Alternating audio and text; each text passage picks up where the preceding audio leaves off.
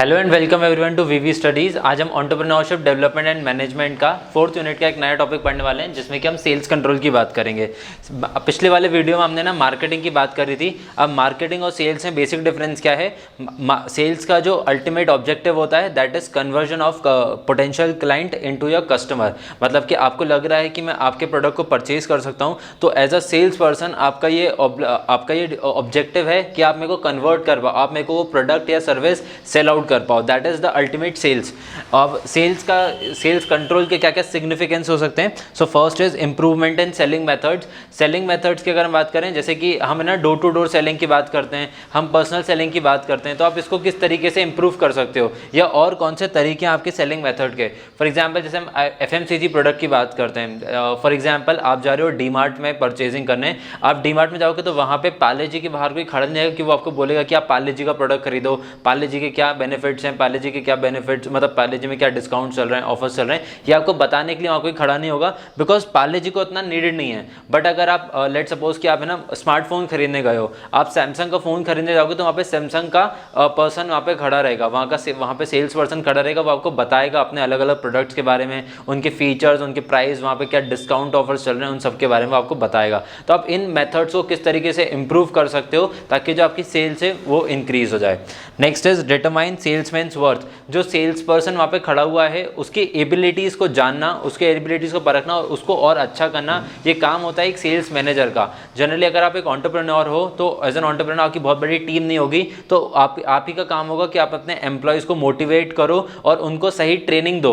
Generally आपका एक अगर नया प्रोडक्ट है, एज एन एंटरप्रेन्योर आप मोस्टली एक नया प्रोडक्ट लॉन्च करते हो, तो पहले आप अपनी एम्प्लॉयज़ की टीम को, अपने सेल्स टीम को उनको सिखाओ, उनको ट्रेनिंग दो कि आपका प्रोडक्ट किस बारे में है, उनको यूज़ करना सिखाओ और उनको बताओ कि अगर आप इस प्रोडक्ट को अपनाओगे तो अडाप्ट करोगे तो आपकी लाइफ में क्या बेटरमेंट होगा, आपके स्टैंडर्ड ऑफ लिविंग किस तरीके से इंक्रीज होगा, आपकी ईज ऑफ लिविंग कैसे अच्छा होगा। तो आपको ये पहले ट्रेन करना पड़ेगा अपने एम्प्लॉयज़ को, फिर वो एम्प्लॉयज़ बताएंगे अपने कस्टमर्स को। Next is operate compensation plans. Compensation plans यहाँ पे दोनों तरफ से वर्क करेगा, मतलब manager to employ and from employ to customer. अब जैसे कोई एक आपका एम्प्लॉय है जिसने ना 1 महीने बहुत अच्छा काम किया, उसको टारगेट दिया गया था कि वो 1 लाख की सेल करे, उसने 1,20,000 रुपये की सेल कर दी। Very good. आप उसको मोटिवेट करोगे, आप उसको अप्रेजल्स दोगे, आप उसको इंसेंटिव्स दोगे, उसको प्रमोट करोगे। बट अगर उसने कंटिन्यूसली 3-4 महीने उसने अच्छा किया और उसके बाद सडनली उसका धीरे धीरे ग्राफ उसका नीचे आने लगा, उसका हमेशा कभी भी टारगेट अचीव नहीं हो रहे फॉर द नेक्स्ट 2-3 मंथ्स, तो तब जाके आप उसको बेसिकली पहले तो आप कंपनसेट करने की कोशिश करोगे बाय ट्रेनिंग है कि आप पहले क्या कर रहे थे और अब क्या गलती कर रहे हो। तो जनरली पहले वो अपनी खुद की गलतियों से सीख सकता है। फॉर 1 महीना 2 महीना आप उसको चांस दे सकते हो, बिकॉज उसने अपने आप को पहले प्रूव किया हुआ है। बट अगर वो कंटिन्यूसली डिक्लाइन कर रहा है तो फिर आप उसकी काउंसलिंग करोगे, उसको ट्रेनिंग दोगे कि वो वापस से अपने पेस पे कैसे आ सकता है। And at the end improve sales performance, और इसी तरीके के कुछ आप एक्शंस लोगे जिसकी वजह से उसका परफॉर्मेंस अच्छा होगा। Next is improve quality of supervision. जो आपके मैनेजर्स हैं, जैसे आपका एक कोई स्टोर है, जैसे अभी एप्पल ने अपना स्टोर खोला है, तो स्टोर पे बहुत सारे सेल्स पर्सन भी होंगे और उनका कोई स्टोर मैनेजर भी होगा। तो उस स्टोर मैनेजर का काम होगा कि वो सुपरवाइज करे अपने कस्टमर्स को। फॉर एग्जांपल अगर कोई लेट्स से कि iPhone 14 खरीदने आया है और वहाँ पे एक सेल्स पर्सन था, उसको सिर्फ iPhone 14 के बारे में ही पता है। अब वो iPhone 14 के कस्टमर ने उससे मैकबुक के बारे में पूछ लिया और उसको मैकबुक के बारे में कुछ पता नहीं है, तो ऐसे टाइम पे जो उसका सुपरवाइजर है वो इंटरवीन कर सकता है और वो बता सकता है कि अपने मैकबुक में क्या फीचर्स हैं, कौन से अवेलेबल हैं।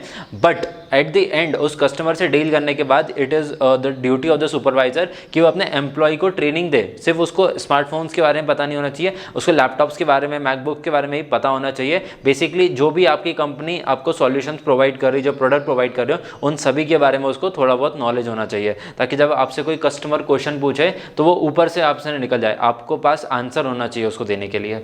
And at the and maintain relationships. जब आपका कोई कस्टमर, लेट सपोज कि मैं आपसे दुकान से कुछ परचेज करके गया, तो आपको इस कस्टमर के साथ में रिलेशंस मेंटेन करना है, तो आप उनसे फीडबैक्स ले सकते हो, उनको बाद में एक आप लिंक सेंड कर सकते हो, उस लिंक पे वो आपको रेटिंग दे सकते हैं, वो आपको मैप्स पे रेटिंग दे सकते हैं, आपकी साइट पे आपको रेटिंग दे सकते हैं। तो इससे क्या होगा, आपका उनके साथ एक रिलेशन बना रहेगा। आप उनका नंबर ले लीजिए, एड्रेस ले लीजिए और उनको, जैसे आपका लेट सपोज कि आज 6 महीने बाद आपके पास कोई ऑफर आया, तो उस ऑफर के बारे में आप उनको इंटीमेट कीजिए। उनका आप बर्थडे स्टोर कर सकते हैं, बर्थडे सेव कर सकते हैं, आप उनको बर्थडे पे विश कर सकते हैं। तो ये कुछ तरीके होते हैं जिनके थ्रू आप अपने कस्टमर और अपने एम्प्लॉयज़ के बीच में एक रिलेशन बना के रखते हैं। Now coming on to the next, sales control process. अब ये सेल्स कंट्रोल का पूरा क्या प्रोसेस रहेगा, किस तरीके से स्टार्ट होगा। तो सबसे पहले आपको स्टैंडर्ड्स अपनी कंपनी के बनाने पड़ेंगे। आपकी कंपनी जो एज एन एंटरप्रेन्योर, आपके जो स्टैंडर्ड्स हैं आप ही को अप्रोच करने वाला है, आपको शो करने वाला है आपके सेल्स पर्सन। मतलब आज तक आपने कोई भी प्रोडक्ट यूज़ किया हो, लेट सपोज कि आप सैमसंग का फ़ोन यूज़ कर रहे हैं, तो आप कभी भी सैमसंग के ओनर से नहीं मिले, आप सैमसंग के सेल्स पर्सन से मिलें। वो सेल्स पर्सन जो है वो रिप्रेजेंटेटिव है आपकी कंपनी का। तो आपको स्टैंडर्ड्स बनाने पड़ेंगे कि एक एम्प्लॉय के, एक सेल्स पर्सन के क्या स्टैंडर्ड्स होने चाहिए, उसको क्या क्या फुलफिल करना चाहिए। जैसे कि हम जनरल अटायर्स देखते हैं, बहुत सारी कंपनीज हैं, मैक्सिमम कंपनीज हैं इनफैक्ट, जिनका सबका खुद का एक अटायर है। वो जनरली खुद की कुछ अपनी एक टी शर्ट्स रखते हैं अपनी कंपनी को, उनकी कंपनी का लोगो होता है उसके ऊपर, वो उनकी कलर थीम के साथ में मैच करता है। सो बेसिकली अटायर होता है। आपकी हॉस्पिटैलिटी जो होती है, आप किस तरीके से ग्रीट कर रहे हो उन्हें, किस तरीके से बिहेव कर रहे हो, ये बेसिक आपको ग्रूमिंग करी जाती है और उसके बाद में आपको प्रोडक्ट ट्रेनिंग दी जाती है।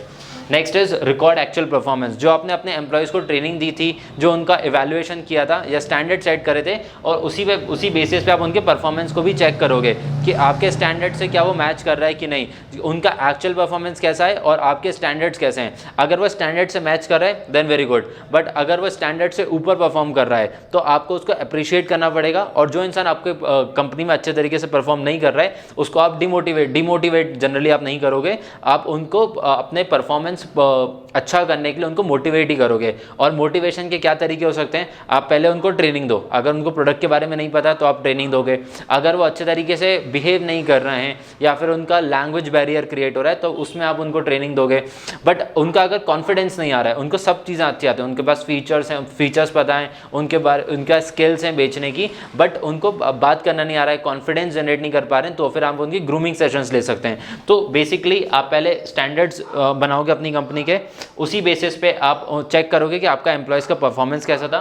नेक्स्ट आप उनको एवेल्युएट करोगे, इन दोनों को मैच करोगे और उस बेसिस पे आप उनके ऊपर अप्रोप्रिएट एक्शन लोगे। So this was all about sales control. I hope you have like the video. Thank you for watching my video.